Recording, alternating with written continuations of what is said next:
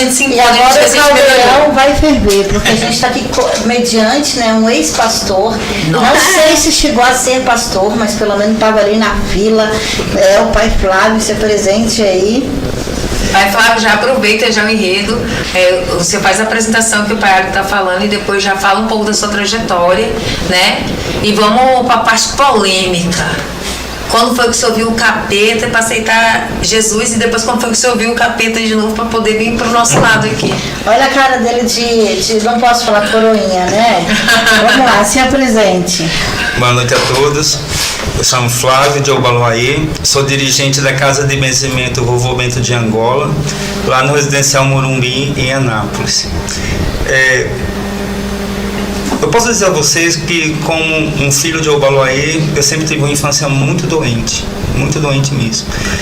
E passei por muitas trajetórias. Então, chegou a um ponto, a minha avó benzedeira, muitos anos, numa cidade chamada Patané, no Rio Grande do Norte. Ela era muito conhecida. E no caso, naquela época, eu nunca tive muita tendência a ouvir esse chamado, né, do benzimento. Mas ela sempre estava do nosso lado, sempre mostrando reza e tudo, e mesmo contra a vontade da minha mãe, ela sempre em cima. E carreguei isso no meu coração, né? Passei por muitas trajetórias.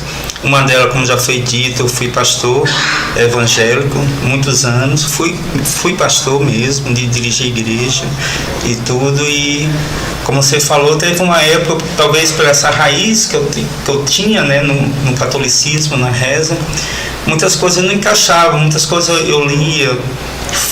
Iniciei teologia, trabalhei muitos anos nessa parte na oratória, né, de pregação, mas tinha coisas que parece que estava faltando alguma coisa dentro de mim. E uma das coisas que eu pregava muito era sobre a parte de hipocrisia, né? Não ser hipócrita. Então, eu já tinha muitas coisas mudando dentro de mim, então eu achei que eu não estava correto. Eu estar na igreja e o universo aparecer na minha frente e não poder trabalhar com isso. Aí eu saí da igreja e um belo dia eu fui convidado aqui em Goiânia a ir para uma casa de candomblé. E numa casa de candomblé o meu preto velho veio, já veio falando o nome dele, já veio falando o que ele queria, o que ele não queria. E depois disso despertou em mim um novo caminho. E nesse novo caminho eu voltei para Anápolis e lá eu procurei um local, tentei entender mais a respeito disso e entrei na religião. E com um bom tempo, já há mais de quase 3 anos já frequentando a Umbanda, ele chamou para abrir uma casa. E quando ele falou, vamos abrir a casa, ele diz assim, vamos trabalhar com ervas, vamos trabalhar com reza e vamos exercitar a nossa fé. É o triângulo que ele usa na camiseta ali, olha. Dá um foco assim, ó. Ele já entrou aí falando da importância do triângulo na Umbanda. E justamente então. A base da Umbanda de Preto Velho. E na época, que ainda para mim eu era muito ignorante, mesmo já tendo um passado, né, com a minha avó, eu perguntei a ele por que o benzimento, né? E ele falou que era uma das bandeiras que a nossa casa ia levantar, porque, primeiramente, muitos benzedores e benzedeiras estavam morrendo e não estava passando isso para os mais novos. Muitos não tinham mais interesse, porque não era como antigamente, uma necessidade de ter o benzimento na vida deles. Então, hoje, na nossa casa, a gente já vê jovens de 18, 17, 20 anos já benzendo. Então, para a gente é uma grande vitória em relação a isso. Então, quando ele falou que a nossa casa ser dessa forma, né, como eu estou falando um pouco da minha trajetória, né, porque é bem extensa, passei pela igreja evangélica, passei pelo budismo, passei por várias outras religiões para me encontrar. E quando eu me encontrei na Umbanda e veio esse desafio para nós em relação a trabalhar com o benzimento, porque a nossa casa, como da manhã, é uma casa de reza, né? Uma casa de preto velho mesmo. Sendo vovô Bento, hoje, né? Na Umbanda. Sendo vovô Bento de Angola o dirigente da casa espiritual, nós temos outros pretos velhos que trabalham junto com ele. A vovó Maria do Rosário, a vovó Maria Redonda, a vovô Juvencio da Sete Cachoeira e seu Akin, que é um preto velho. Dinagô, estou até com a guia dele, que é um preto velho. Como que é o nome dele? Akin Dinagô. Aqui no Dinagô. E traz o feitiço, a magia também, não os outros trazem mais a parte do cristianismo, né, e tudo, e ele traz mais a parte da magia mesmo, né, a magia que encontra também na parte do benzimento.